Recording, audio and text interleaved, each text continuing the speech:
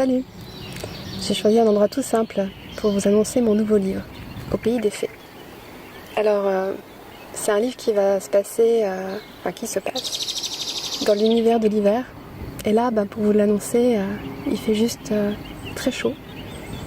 Mais ça tombe bien parce qu'il y a des superbes nuages. Alors, qu'est-ce que ce nouveau livre?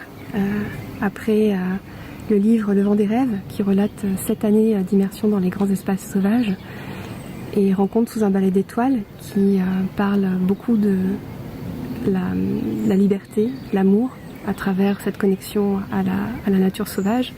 Et c'est dans la continuité de ces livres, mais cette fois-ci dans un univers qui est l'hiver, donc au cœur des Vosges et aussi de Norvège, puisque le rêve et la réalité ne font plus qu'un dans cette dimension.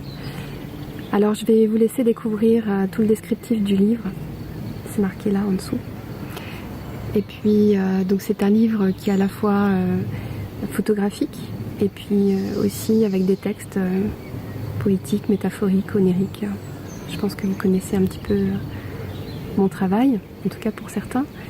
Et voilà, ces textes sont toujours sur une réflexion par rapport à l'immersion dans la nature.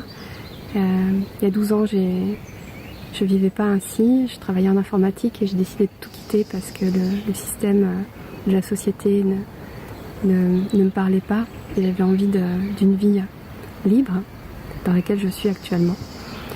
Alors pour vous partager avec vous un des textes du livre, je vais vous en lire un extrait.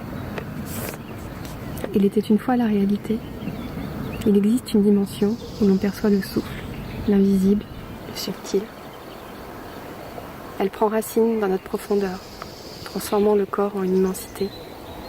Les énergies retentissent comme un écho ancestral. Il y a fort longtemps, les humains étaient en connexion avec l'esprit de la nature. Aujourd'hui, quelques-uns subsistent.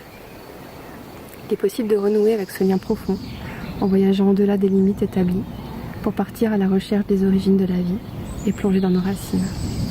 Voilà. Je vous invite au pays des fées. À bientôt.